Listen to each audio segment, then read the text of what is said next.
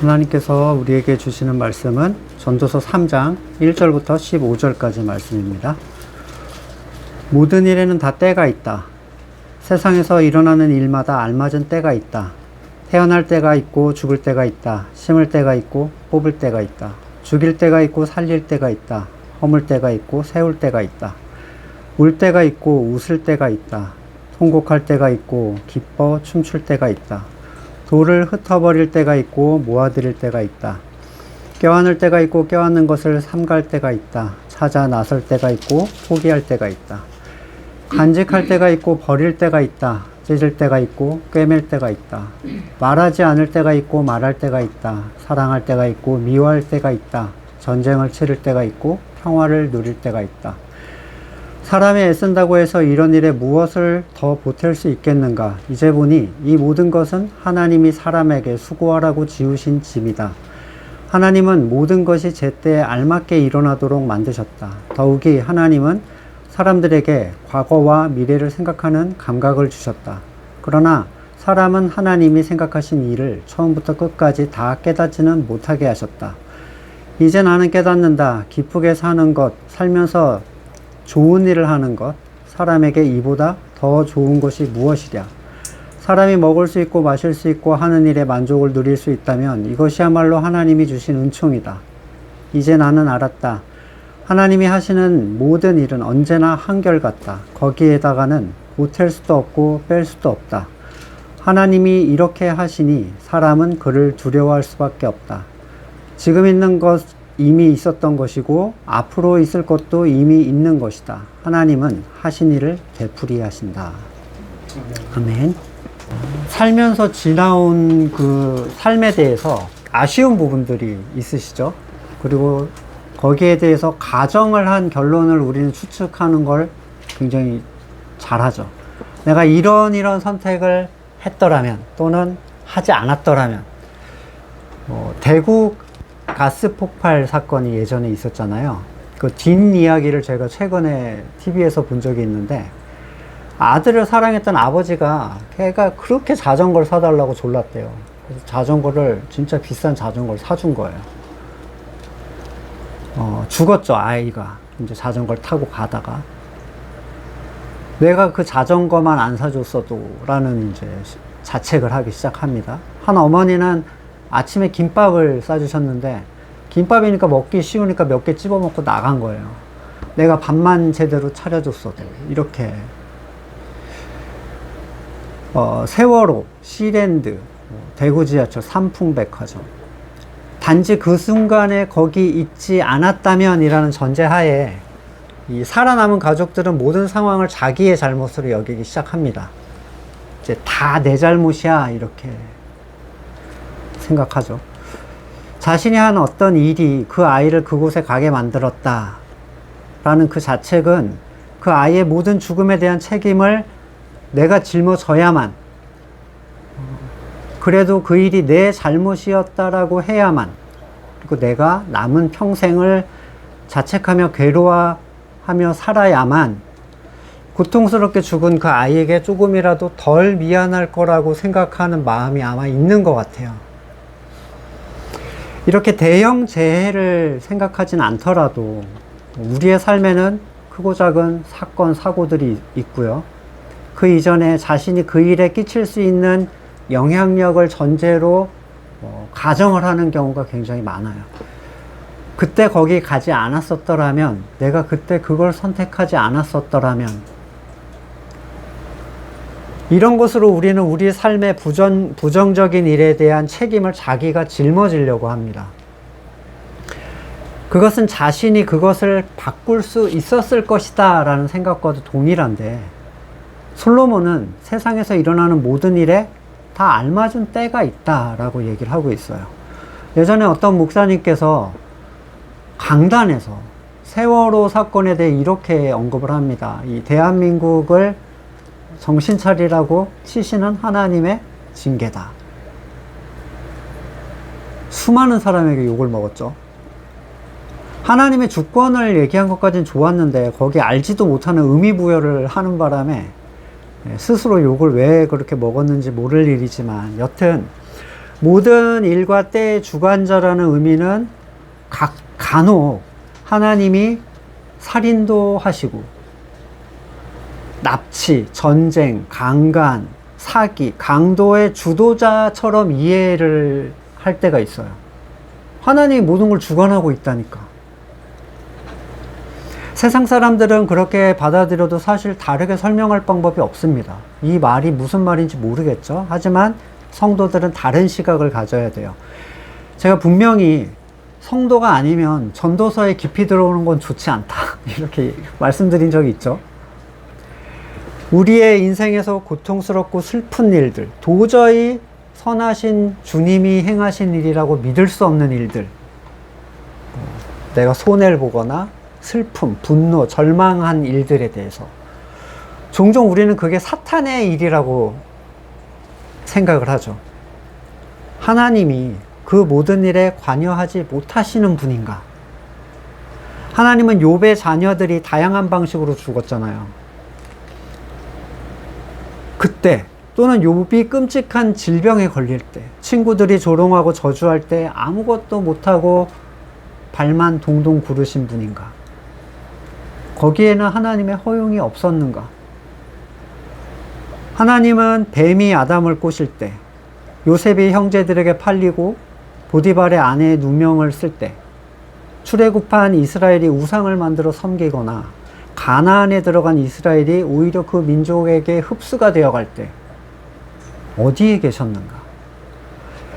다윗이 밧세바를 범하고 우리아를 죽이고 은폐할 때, 또 솔로몬이 우상을 드리고 아수르, 바벨론, 페르시아 이런 강대국들이 이스라엘을 털어갈 때, 그 일에 대해서 하나님은 전혀 관계가 없으신 분인가? 더 깊이 가볼게요. 우리의 구세주이신 예수 그리스도께서 십자가에 못 박혀 죽으실 때, 그분이 지옥에 떨어져 우리가 당할 모든 형벌을 다 받고 계실 때, 하나님은 아무 관계 없이 사탄 주도적으로 그 일이 일어난 것인가? 하나님이 나에게 이럴 리가 없어. 하나님이 이렇게 악한 일을 행하실 리가 없어. 이런 생각은 하나님에 대한 오해입니다. 이것은 자기 주권을 포기하지 않은 사람들의 결론이에요. 심지어 유대인들은요, 아브라함이 이삭을 바치는 장면 있죠? 그게 부당하다고 생각을 했어요. 전통적인 유대 사상과 충돌이 나는 거예요. 그래서 이 위대한 유대 철학자들과 랍비들은 이 아브라함의 사건을 유대인의 윤리에 맞춰서 고치려고 계속 시도를 합니다. 필론, 유대인이죠. 하나님께 가장 소중한 것을 드려야 하지만 하나님은 의로우시기에 그걸 절대 잃게 하지 않으신다라는 결론을 내렸어요. 마이모니데스도 이것은 하나님이 정당하게 요구하시는 사랑과 공포의 극한적인 한계에 관한 시험이었을 뿐이다. 실제로 그걸 해하지는 않는다. 사람들은 하나님을 어떻게든 자기의 선의 틀에 끼워 맞추려고 하죠. 하지만 하나님은 결코 그 비좁은 틀에 들어가지 않으시는 선악의 주권자세요. 그러니 구약은 거듭나지 않은 사람들이 볼 때 모순투성입니다. 종종 인터넷에 떠도는 얘기들, 성경에서 하나님이 사탄보다 많은 사람을 죽였다, 여자와 어린아이 가축까지 멸절시키라고 했다, 피도 눈물도 없다. 악한 하나님에 대해서 믿는 사람들을 조롱합니다. 뭐가 선하다는 거냐? 실제로 우리는 내가 생각하는 선한 일에는 은혜다 이렇게 얘기하잖아요. 합격, 회복, 부유, 성장, 번영, 행복, 즐거움, 하나님의 은혜죠. 근데 반대의 경우는 은혜를 사용하지 않아요. 하지만 성경을 잘 살펴보시면 하나님이 이스라엘을 택하신 이후로 계속 은혜를 끼치셨잖아요. 거의 90%는 부정적으로 생각하는 일들이 일어납니다. 그 사람들한테. 징계, 전쟁, 가난, 질병, 죽음. 욥기 1장 21절에 모태에서 빈손으로 태어났으니 죽을 때도 빈손으로 돌아갈 것입니다. 주신 분도 주님이시오 가져가신 분도 주님이시니 주님의 이름을 찬양할 뿐입니다. 주신 분뿐만 아니라 가져가신 분을 하나님이라고 고백하는데 주님의 이름을 찬양한대요. 가져가시는 하나님을 찬양하지 못하면 우리가 찬양하는 하나님은 내 손에 합해서 찬양하는 하나님이에요. 욥이 말한 이 찬양한다라는 의미는 모든 일의 주관자 되시는 하나님을 찬양하는 거거든요. 그분이 창조주이시고 주관자이심을 찬양하는 거예요. 이사야 41장 보시면 섬들아 나의 앞에서 잠잠해라, 백성들아 송사를 가져오너라, 가까이 와서 말해보자, 함께 판가름해보자. 누가 동방에서 한 정복자를 일으켰느냐, 누가 그를 가는 곳마다 승리하게 했느냐, 누가 민족들을 그에게 굴복하게 했느냐, 누가 그를 왕들의 통치자로 만들었느냐. 그 칼은 그들을 쳐서 티끌처럼 만들고 그들의 활은 그들을 흩어서 건불처럼 날리게 했다. 그가 거침없이 질주하여 그들을 추격하니 미쳐 발이 땅에 닿지도 않는다. 누가 이런 일을 일어나게 했느냐? 누가 역사의 흐름을 결정했느냐? 태초부터 나 주가 거기 있었고 끝날에도 내가 거기 있을 것이다. 내가 다 한 거야 라고 얘기를 하세요. 이 본문의 사람은 한 정복자는 누구냐면 고레스를 지금 의미하고 있거든요.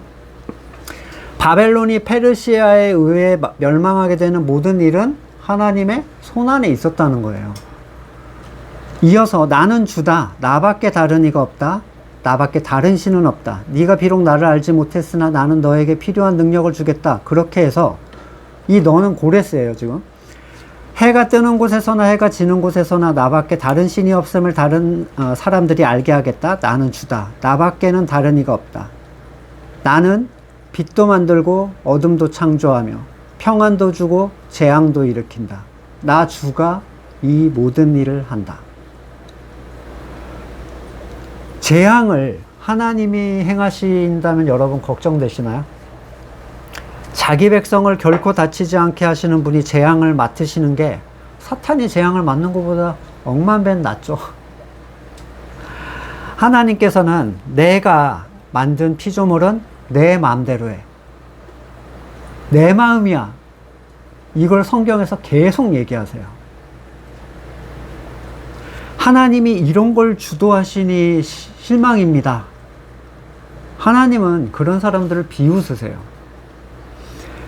아까 계속 이사야서 이어서 보시면 너 하늘아 위에서부터 을을 내리되 비처럼 쏟아지게 해라. 너 창공아 을을 부어내려라. 땅아 너는 열려서 구원이 쌍나게 하고 공의가 움돋게 하여라. 나 주가 이 모든 걸 창조했다. 내 마음이야. 내가 원하는 대로 한다.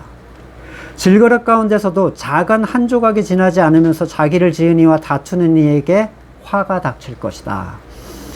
진흙이 토기장이에게 넌 도대체 무엇을 만들고 있는 거냐 말할 수 있겠으며 네가 만든 것이 너에게 그에게는 손이 있으나 마나다 하고 말할 수 있겠느냐. 아버지에게 말하기를 나를 자식이라고 낳았습니까 하는 자와 자기 어머니에게 무슨 해산의 고생을 했다는 겁니까 하고 말하는 자식에게 화가 닥칠 것이다. 이스라엘의 거룩하신 하나님 곧 이스라엘을 지으신 주님께서 말씀하신다. 내가 낳은 자녀를 두고 너희가 감히 나에게 물으려 하느냐. 내가 한 일을 너희가 감히 나에게 명령하겠느냐. 바로 내가 친히 이 땅을 만들었으며 바로 내가 그 위에 인류를 창조했다. 내가 손수 하늘을 폈으며 모든 별에게 명령을 내렸다. 바로 내가 그를 의의 도구로 일으켰으니 그의 모든 길을 평탄하게 하겠다. 그가 나의 도성을 재건하고 포로된 나의 백성을 대가도 없이 보상도 받지 않고 놓아줄 것이다. 만군의 주님이 하신 말씀입니다. 유대 역사를 이해하시려면 중요하게 생각하던 가치를 아셔야 되는데 영국의 석학 폴 존스는 이렇게 얘기해요. 유대인은 언제나 피조 세계에 대한 하나님의 무제한적 소유권을 무엇보다도 중요시했다. 선민의식도 그의 일환이에요. 하나님이 내가 원하는 자를 내가 골라서 내가 구원할 거야. 이거를 드러난 게 이 선민이거든요. 누가 뭐라고 할 건데 뭐라고 해봐. 내가 비웃어 줄 테니까. 그리고 그게 거듭남을 통한 구원에게까지 이르렀어요. 예, 그게 예정이죠. 하나님이 원하시는 자를 구원하신다. 일상에서 일어나는 많은 일들에 대해 우리가 그것을 우리의 선악의 기준으로 규정하는 순간 우리는 하나님을 대적하는 존재가 됩니다. 모든 선악의 기준이 하나님께 돌아가지 않으면 하나님의 의도와 관계없이 하나님은 우리를 가장 괴롭게 하시는 존재가 돼버려요. 하나님은 절대로 피조물에게 자기를 맞추시는 분이 아니기 때문이에요. 세상에 속한 사람들은 하나님이 선하시다라는 개념을 인간 보편의 선을 이루시는 분으로 이해를 하고 있죠.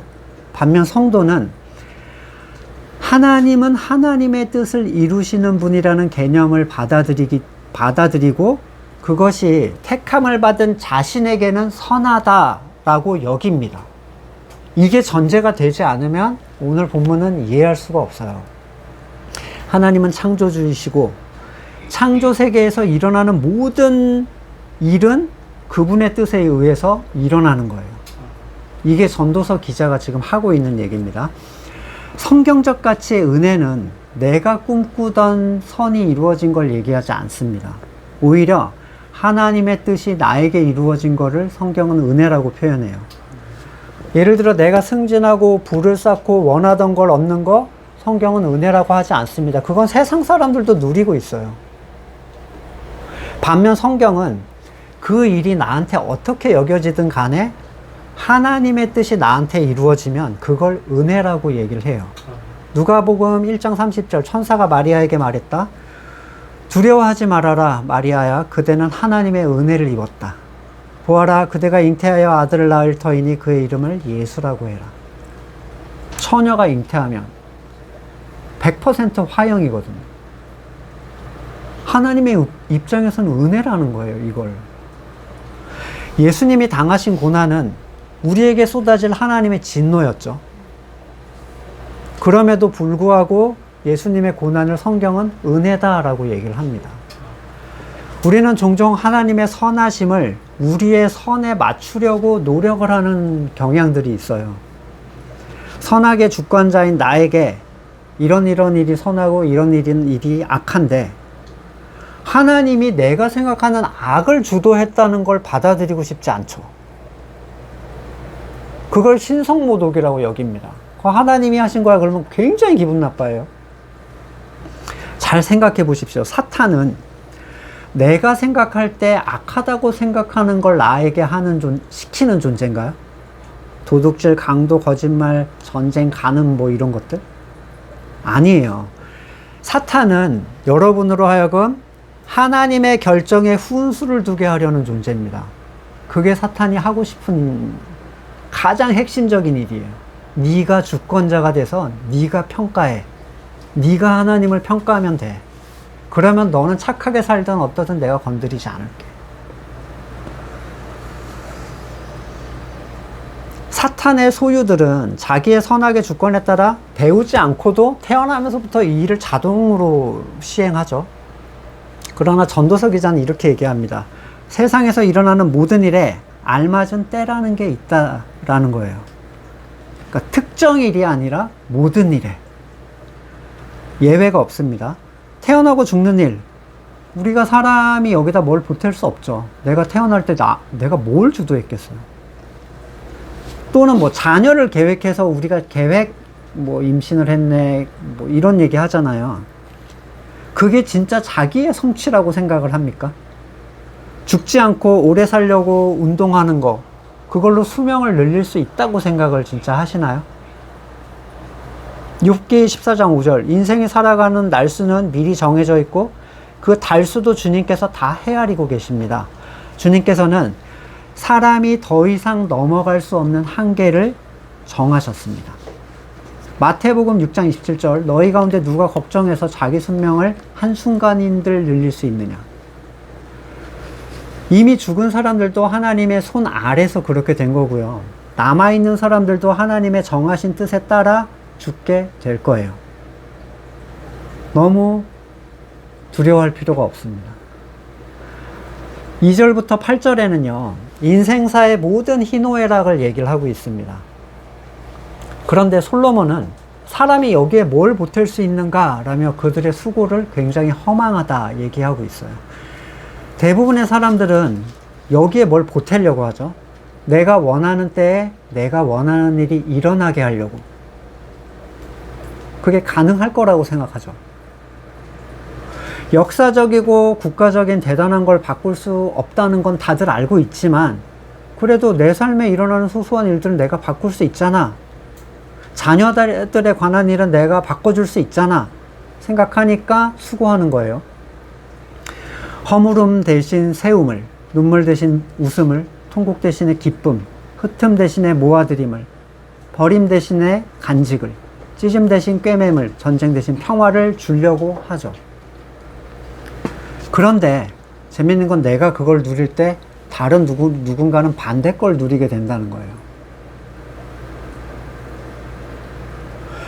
사람은 자신의 선악의 기준에 따라 자기가 원하는 때에 원하는 것이 일어나게 하기 위해 발버둥을 치고요. 신앙생활도 그것 때문에 하는 사람들이 있어요. 40일 소원 성취 40일 기도에 이거 현수막 붙은 거 보고 제가 진짜 빵 터진 적이 있는데 근데 솔로몬은 천하 만사 모든 일에 알맞은 때가 있고 주관자가 하나님이시다. 네가 조른다고 바뀌는 건 아무것도 없어. 이렇게 얘기를 합니다.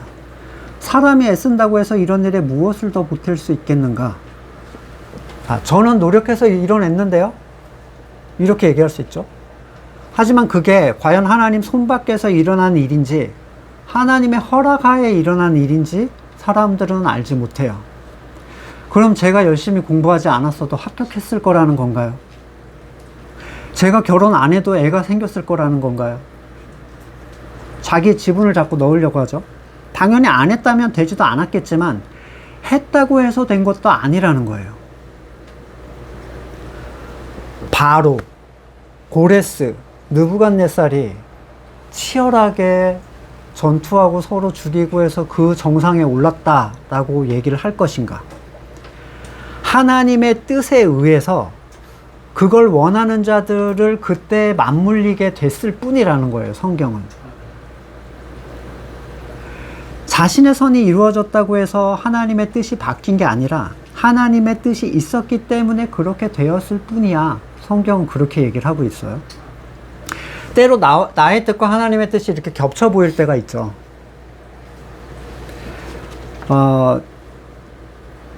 그러면 그는 그 일에 대한 자기의 능력으로 뭔가 내가 이걸 이룬 결과다라고 착각하지만 하나님의 계획의 일부로 쓰이기 위해 열심히 한 결과가 되었을 뿐이라는 거예요. 성경이 얘기하는 거예요. 조선족 형이 옛날에 독일에 있을 때 조선족 형이 하나 있었거든요. 같은 학교에. 한국말이 되니까 이제 그 형하고 얘기를 많이 했었는데 그 형이 졸업시험을 통과했어요. 독일 말도 어렵고 그 보통 시험이 깐깐한 게 아니거든요. 독일 애들이 와서 야, 너 진짜 은혜다. 진짜 너는 은혜를 입은 자다. 이렇게 얘기를 했대요. 근데 그 형이 저한테 그래요. 지들도 은혜로 된 건데 나한테만 은혜라고 한대. 지들도 은혜로 된 걸 자기네들은 모른대요. 굉장히 저는 그 얘기가 많이 떠올라요. 한 번씩. 아슬아슬하게 뭔가 힘들게 되면 은혜다. 내가 내 능력으로 하면 은혜라고 생각 안 하죠. 10절에서 솔로몬은 이때의 주관자 되신 하나님의 주권에 대해서 알지 못하는 사람은 하나님의 뜻을 바꾸기 위해 수고할 수밖에 없는 인생의 짐에 대한 얘기를 합니다. 창조주의 정해진 때를 바꾸려고 하는 주관자가 된 자들, 일어나는 일을 자기의 기준대로 바꾸려고 하는 이 주관자들의 수고의 짐. 아이가 조금만 커도 한 30만 되면 여기 30 금방이 있는데 세상이 내 뜻대로 되는 게 아무것도 없다는 것을 알게 돼요. 성도가 쉴 수 있는 짐이 있는데 율법의 짐이 있죠. 죄의 짐이 있어요. 더불어 또 하나의 짐이 바로 때를 바꾸려고 하는 수고의 짐을 쉴 수 있습니다. 주님 이후에 이스라엘이 예수 그리스도의 이후에 이스라엘이 독립전쟁을 벌인 적이 있는데 한 명이라도 더 필요하잖아요. 속국의 입장에서. 근데 유대 기독교인들이 전부 다 이 전쟁에 참여하지 않겠다라고 선언을 했어요. 완전히 눈밖에 나는 계기가 됐어요. 그들은 이 상황을 다른 눈으로 보고 있었죠. 하나님의 때가 있다. 하나님께서 미리 말씀하신 400년의 종살이 있죠. 누구도 의도하거나 바꿀 수가 없었습니다. 창세기 15장 13절. 너는 똑똑히 알고 있으라. 아브라함에게 하신 얘기예요. 너의 자손이 다른 나라에서 나그네 살이를 하다가 마침내 종이 되어 400년 동안 괴로움을 받을 것이다. 그러나 너의 자손을 종살이하게 한 그 나라를 내가 반드시 벌할 것이며 그 다음에 너의 자손이 재물을 많이 가지고 나올 것이다. 자, 아브라함이 주님 안 됩니다. 제 자손들 너무 불쌍하시니 용서하시고 어디에서 화가 나셨는지 모르겠지만 용서하시고 뜻을 돌이켜 주십시오. 막을 수 없죠. 또 자손들이 막 살았다고 해서 재물을 얻지 못하고 나오는 경우도 없어요. 그냥 하나님이 정하신 거예요. 그렇게 하려고. 시편 105편 24절. 주님께서 자기 백성을 크게 불어나게 하셔서 대적들보다 강하게 하셨으며 그들의 마음을 변하게 하셔서 자기의 백성을 미워하게 하시며 자기 종들을 교묘하게 속이게 하셨다. 또 예레미야 29장 10절. 나 주가 분명히 말한다. 너희가 바벨로니아에서 70년을 다 채우고 나면 내가 너희를 돌아보아 너희를 이곳으로 다시 데리고 오기로 한 나의 은혜로운 약속을 너희에게 그대로 이루어주겠다. 자, 바벨론에 끌려간 초기에 회심한다고 빨리 나오겠어요? 안 됩니다. 채우는 거예요, 그냥. 이게 정해진 거라는 거예요. 아브라함이 아무리 믿음의 삶을 살았어도 그가 믿음의 조상이란 이유로 하나님의 작정하신 계획과 때를 바꿀 수가 없었어요. 이거는 예수님도 못 바꾸는 거예요. 믿음의 사람들이 이런 하나님의 방식을 나한테 불편하다고 해서 부정적인 것으로 보게 되면 바꾸려는 시도를 했겠죠. 믿음의 사람들도. 근데 아브라함은 하나님의 뜻을 스스로 판단하려 하지 않고 선한 것으로 생각했어요. 자식을 바쳐라. 이거는 너무한 거 아니야? 이런 게 아니라 선한 것일 거야. 이건 분명히 선한 것일 거야. 라고 따른 거예요. 자, 이삭에게 야곱과 에서의 문제가 발생한 것은 아버지의 자녀 교육의 문제였는가? 그것은 그들이 태어나기 전에 정해진 일이죠. 창세기 25장 23절. 두 민족이 너 태안에 있다. 태안에서 두 백성이 나뉠 것이고 한 백성이 다른 백성보다 강할 것이다. 형이 동생을 섬길 것이다. 나오기 전에 정해놓은 거예요. 근데 아브라함과 달리 이 하나님께서 정하신 일에 대한 이삭의 온 가족은 그것을 자기 때에 자기가 원하는 일이 일어나도록 하려고 스스로 바꾸려고 했습니다. 온 가족 4명이 다. 이삭은 하나님의 말씀과 관계없이 자기 멋대로 큰아들을 축복하려고 사슴을 잡아와라 딱 시켰어요. 아무한테도 얘기도 안 하고 해치우려고 한 거죠. 리브가 눈치채고 빼앗으려고 야곱과 짭니다. 야곱은 팥죽으로 자기가 그걸 빼앗으려고 했어요. 이미 정해진 건데 빼앗으려고 했어요. 에서는 하나님이 정하신 일이 일어난 걸 받아들이지 않고 속아서 일어난 일이라며 분노의 칼을 갈고 살았죠. 그들 중에 이 4가족 중에 아무도 하나님의 뜻을 기억하거나 받아들이지 않았어요. 결국 그것이 그들에게 수고가 되어서 평생 그 사람들을 괴롭게 했습니다. 하나님의 주권을 인정하지 않는 사람들은 일어난 일을 인정하지 못해요. 자기에게 일어난 일. 앞으로 일어날 일도 인정할 수 없어서 쉴 수가 없어요. 불안해서. 시편 107편 10절. 사람이 어둡고 캄캄한 곳에서 살며 고통과 쇠사슬에 묶이는 것은 그들이 하나님의 말씀을 거역하고 가장 높으신 분의 뜻을 저버렸기 때문이다. 이게 선하지 않아가 되는 거죠. 그러므로 주님께서 그들의 마음에 고통을 주셔서 그들을 낮추셨으니 그들이 비틀거려도 돕는 사람이 없었다. 히브리서 8장 10절. 주님께서 말씀하신다. 그날 뒤에 내가 이스라엘 집과 맺을 언약은 이것이니 나는 내 율법을 그들의 생각에 넣어주고 마음에 새겨주겠다. 그리하여 나는 그들의 하나님이 되고 그들은 내 백성이 될 것이다. 자, 하나님의 율법이 마음에 새겨지면 하나님의 뜻을 가장 좋은 것으로 생각하게 돼요. 해야 된다가 아니라. 이전에는 내 선과 충돌이 되었던 하나님의 섭리와 운행 방식이 이젠 너무 귀하고 소중한 가치가 됩니다. 그들은 하나님의 때를 잠잠히 기다리는 사람들이 되고 바로 이러한 저주로부터 벗어나서 쉼을 누리게 돼요. 정확한 때를 아시고 1초도 놓치지 않으시는 분, 이분을 신뢰한다면 우리는 왜 불안해합니까? 주님 지금 급합니다. 오셔서 내 문제를 내 뜻대로 해결해 주십시오. 이건 하나님을 의지하는 것처럼 위장된 거짓 기도에 불과하죠. 풍랑에서 주님의 평안을 깨우던 제자들, 주님께 기도한 거잖아요. 마가복음 4장 38절, 주님께서 고물을 베고 주무실 때 제자들이 예수를 깨우며 말했다. 선생님, 우리가 죽게 되었는데 아무렇지도 않으십니까? 주님은 이 간구를 한 제자들에게 너희가 믿음이 크다가 아니라 너희 믿음이 어디 있냐라고 책망하셨어요. 여러분에게 급한 일이 있으신가요? 하나님은 하나도 안 급하세요. 왜냐하면 정해진 일이 일어나고 있는 거기 때문에. 하나님은 세상의 모든 일을 제때 일어나게 하시는 분이기 때문입니다. 주님은 모든 일에 하나님의 섭리가 없는 자리는 없다라고 여기셨고, 모든 것을 완전하게 다스리는 그분의 손길을 신뢰하셨기 때문에 풍랑에서 주무실 수가 있었어요. 이런 거죠. 하나님이 돌보시는데 배가 가라앉아? 그럼 그게 선한 거야. 이게 결론이에요. 예수님의 결론.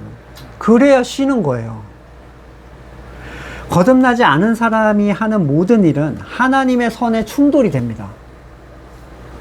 결국 스스로 고생할 수밖에 없어요. 바울은 자기 전심을 다해서 유대교를 추종하고 하나님을 위했지만 예수님을 핍박한 존재가 되어버렸어요.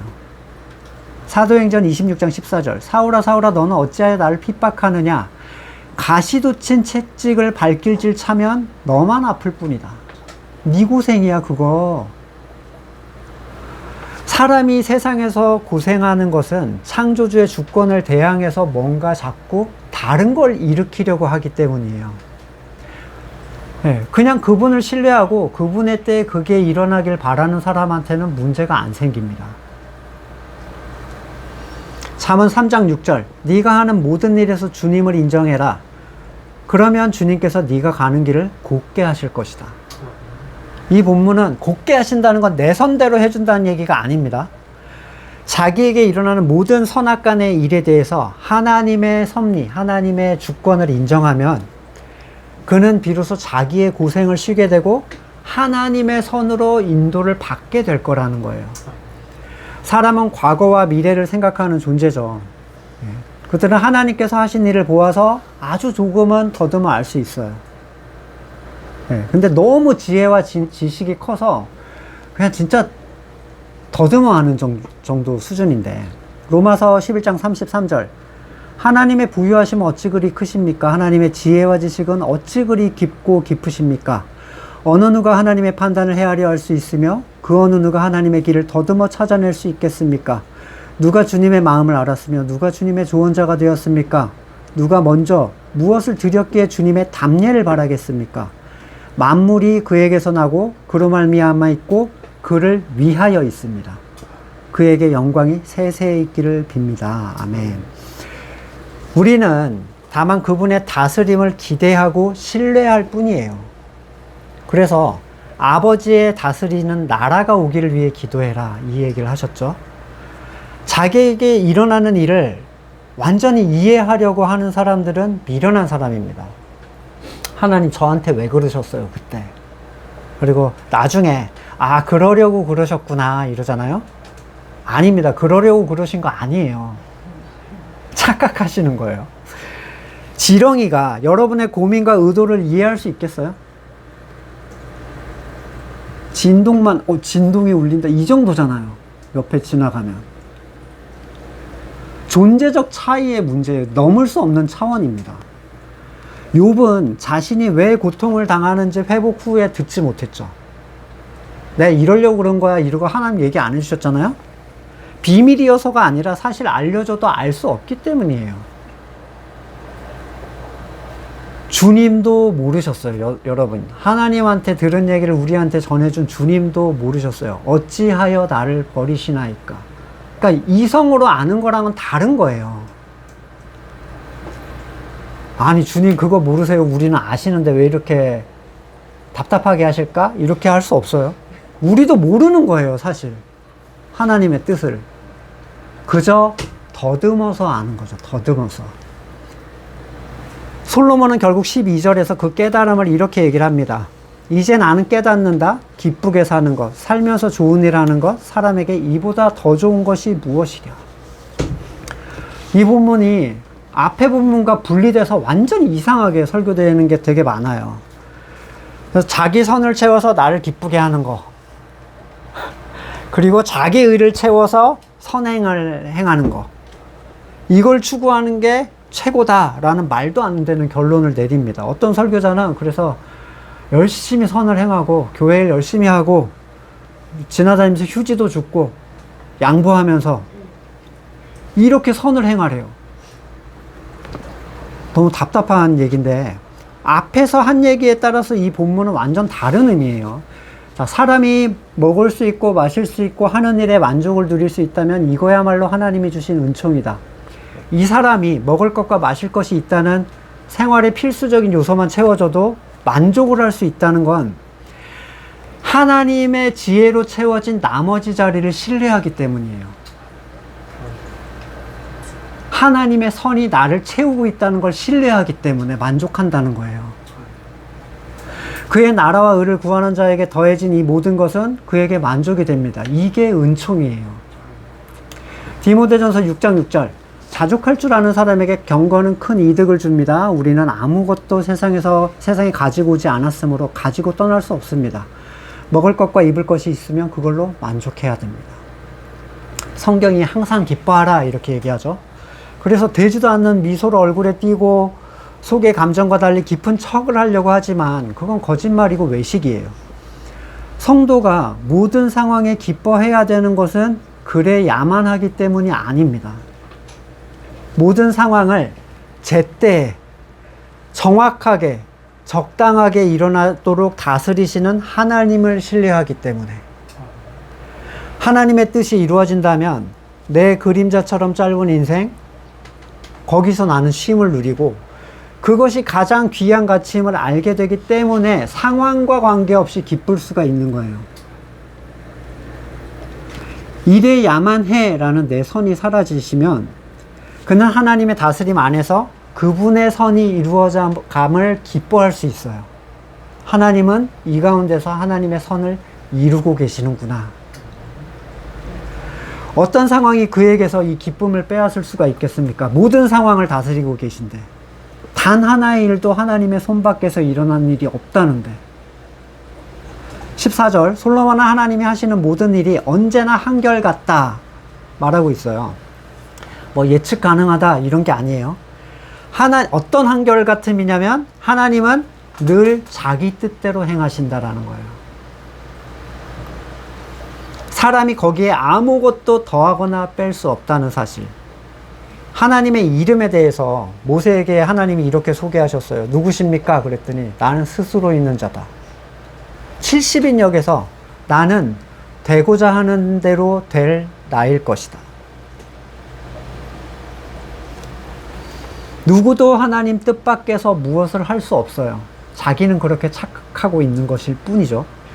그분은 하고 싶은 일을 하시는 선악의 주관자이시고 반드시 그걸 성취하시는 전능자예요. 이거 성경에서 얼마나 많이 말하는지 제가 본문을 몇 개 읽어드릴게요. 에베소서 1장 11절 하나님은 그리스도 안에서 우리를 상속자로 삼으셨습니다. 이것은 모든 것을 자기 원하시는 뜻대로 행하시는 분의 계획을 따라 미리 정해진 일입니다. 자, 누구의 강구로 변경이 안 되는 거예요, 이거는. 그러니까 여러분 누구를 구원해 주세요. 이거는 의미가 없어요. 그런 기도는 아니에요. 자, 이사야서 46장 10절. 여러분 처음부터 내가 장차 일어난 일을 예고했고 내가 이미 오래전에 이루어지지 않을 일들을 알렸다. 나의 뜻이 반드시 성취될 것이며 내가 하고자 하는 것은 내가 반드시 이룬다. 시편 135편 6절 주님은 하늘에서도 땅에서도 바다에서도 바다 밑 깊고 깊은 곳에서도 언제나 뜻하시는 것이면 무엇이든지 다 하시는 분이다. 다니엘서 4장 35절 그는 땅의 모든 거민을 없는 것 같이 여기시며 하늘의 군대와 이 땅의 모든 거민에게 뜻대로 하시지만 아무도 그가 하시는 일을 막지 못하고 무슨 일을 이렇게 하셨느냐고 그에게 물을 사람도 없다. 다니엘 11장 36절 하반부 하나님은 정하신 것을 반드시 이루시는 분이다. 이사야 32장 39절 그러나 이젠 알아라 나 오직 나만이 하나님이다. 나밖에 다른 신이 없다. 나는 죽게도 하고 살게도 한다. 상하게도 하고 낫게도 한다. 아무도 내가 하는 일을 막지 못한다. 어떤 존재가 하나님의 행하심을 미워하겠습니까? 자기 주권을 스스로 가지고 있는 자들이에요. 왜냐하면 하나님이 절대 양보 안 해주거든요. 그리스도가 머리 대신 교회가 되지 못한 사람들, 자기 선을 하나님께 강요하고 하나님의 하신 일을 자기 선에 맞지 않다고 슬퍼하고 불평하고 분노하는 사람들. 일어난 일에서 꼭 신앙적인 연관을 찾지 않으시더라도요. 성도는 자기에게 일어난 모든 일에 대해 하나님의 섭리와 인도를 인정하면 더 이상 괴로울 이유가 없습니다. 그걸 전혀 바꿀 수 없는 존재들이 어떻게 그걸 주도하시는 하나님을 두려워하지 않을 수가 있겠어요? 그걸 행하신 분이 선하시다는 걸 인정하는 존재들이 왜 슬퍼하고 우울해지겠습니까? 인정하지 않고 있는 거죠. 15절 지금 있는 것 이미 있던 것이고 앞으로 있을 것도 이미 있는 것이다. 하나님은 하신 일을 되풀이하신다. 본문이 말하는 건 세상이 말하듯이 역사는 반복된다 이 얘기랑은 좀 달라요. 본문의 문맥상 하나님이 되풀이하시는 일은 모든 것을 하나님의 주권에 따라 때에 맞게 일어나게 하신다는 거예요. 이거를 창세 이후로 지금까지 계속 하시고 계시다는 거예요. 단 한 번도 벗어난 적이 없어요. 사탄이 에덴에 들어온 것도, 그리스도께서 십자가에 못 박히신 것도, 유대인이 예수님을 미워한 것도 하나님의 정하신 뜻대로 이루어졌을 뿐이에요. 솔로몬은 그걸 알지 못했던 사람이죠. 그는 늘 자기의 선을 더하려고 모든 삶을 다 사용했습니다. 그러나 하나님의 정하신 것이 사람의 노력으로 바뀌지 않는다는 것을 알며 비로소 죽음 앞에서 하나님의 두려우심을 발견하게 됐어요. 우리는 어떤가요? 우리는 우리에게 일어나는 선악간의 일들에 대해서 하나님을 신뢰하면서 쉬고 있는가? 그러한 사람은 참으로 마음의 쉼을 얻고 평안을 누리시게 될 겁니다. 말씀을 놓고 같이 잠깐 기도하시겠습니다. 내가 간단하게 보면 이거예요. 내가 못마땅하게 생각하는 일이 지금 뭔가. 뭐 분노하고 슬퍼하지까지는 않더라도 이거 이렇게 됐으면 좋겠는데 이거 좀 아닌데. 그 부분을 쉬시려면 거기에 대한 하나님의 선을 인정하셔야 돼요. 하나님은 한 부분도 놓치지 않고 하나님의 뜻을 성취시키는 분. 삶을 돌아보시면서 잠깐 같이 기도하시고 제가 기도하고 마치겠습니다. 우리의 탄생으로부터 죽음까지 온전히 모든 것이 하나님의 손안에 있음을 고백합니다. 우리를 힘들게 하고 고통스럽게 했던 그 순간조차도 하나님의 사랑임을 고백합니다. 우리를 하나로 모아서 교회가 되게 하시고 예수 그리스도를 누릴 수 있게 하신 하나님의 은혜를 찬양합니다. 모든 순간을 주님의 손에 맡깁니다. 하나님의 나라가 우리에게 임하기를 간절히 소망합니다. 이제는 우리 구주 예수 그리스도의 은혜와 하나님의 놀라우신 사랑과 성령의 교제케 하심이 하나님의 나라가 임하기를 간절히 소망하는 우리 성도들과 그의 삶의 자리 가운데 지금으로부터 영원까지 함께 하시기를 간절히 축원드립니다. 아멘.